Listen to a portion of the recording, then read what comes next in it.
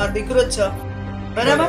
એવા ભાઈની બોડી છે એવો જ લાગતો હતો એ ભાઈ. તો પોલીસ વાળાની ભૂલ, અમારા જમાઈઓની ભૂલ, મારા બધાની ભૂલ થઈ. ઓળખ વિધિમાં ભૂલ થઈ છે, બીજું કોઈ કારણ નથી.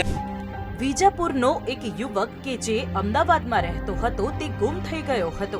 આ દરમિયાન પરિવાર દ્વારા નરોડા પોલીસ સ્ટેશનમાં ફરિયાદ નોંધાવાઈ હતી, જે બાદ સાબરમતી પોલીસને બ્રિજ પાસેથી એક યુવકની લાશ મળતા પરિવારને જાણ કરી તે લાશ તેમના દીકરાની હોવાનું કહી સોંપી હતી અને પરિવારે પણ લાશ પોતાના દીકરાની હોવાનું માની તેના અંતિમ સંસ્કાર અને બેસણું પણ કરી દીધું. પરંતુ જેનું બેસણું રખાયું હતું એ જ યુવક પોતાના જ બેસણામાં આવ્યો, એટલે કે એ તો જીવતો નીકળ્યો. જેથી પોતાના દીકરાને પોતાની આંખ સામે જીવતો જોતા પરિવાર પણ વિડંબનામાં મુકાયો છે કે અમે અગ્નિ સંસ્કાર કોના કર્યા. ત્યારે હવે આ મામલે અંતિમ સંસ્કાર કોના થયા છે તેની તપાસ પોલીસ દ્વારા કરવામાં આવી રહી છે. મહેસાણાથી દિવ્ય ભાસ્કર માટે અપૂર્વ રાવળનો રિપોર્ટ.